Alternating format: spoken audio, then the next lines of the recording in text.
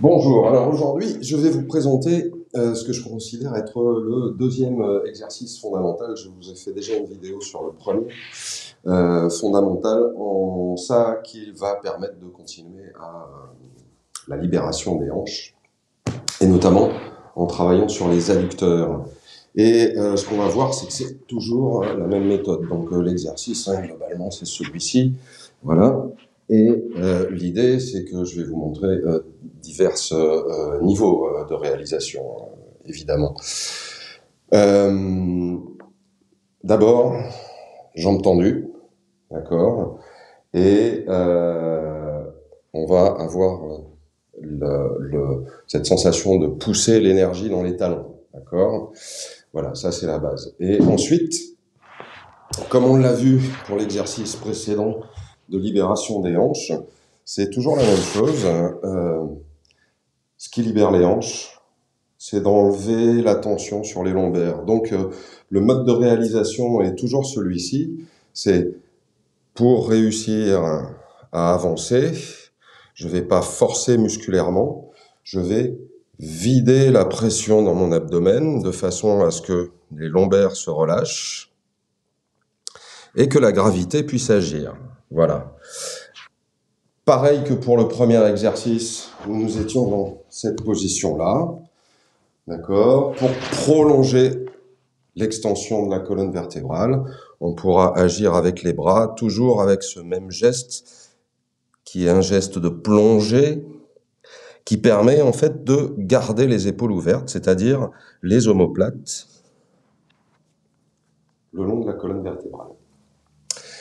Et toujours également, la chose vraiment importante, dans ce genre d'exercice, ce qu'on a tendance à faire le plus souvent, c'est à penser que l'exercice, c'est rapprocher le nez du sol.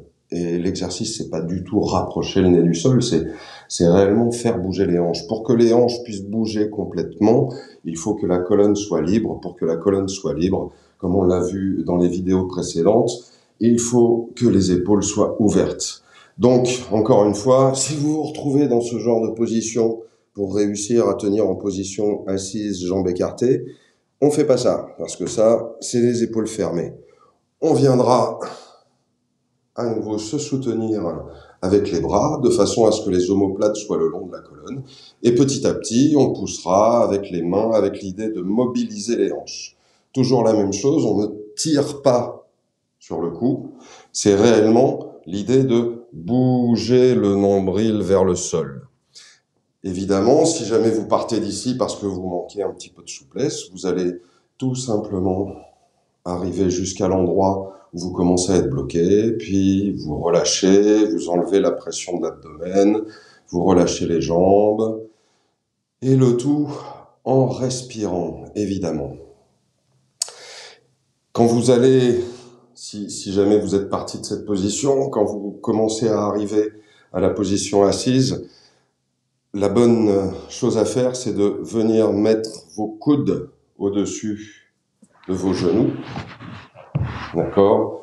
Vos coudes au-dessus de vos genoux, vos mains direction les pieds. Vous allez voir que ça va soutenir l'ouverture pour ce passage à la verticale. Et ensuite, j'enlève la pression de l'abdomen. Voilà. Ce que je voudrais vous montrer, c'est que ici, par exemple, la seule manœuvre que je vais faire pour que le corps continue à descendre, c'est bouger ma cage thoracique et enlever la pression de l'abdomen. Rien d'autre. Voilà. Et la gravité se met à agir. Voilà, voilà. Donc, allez-y, doucement, sans forcer, et respirez surtout, respirez.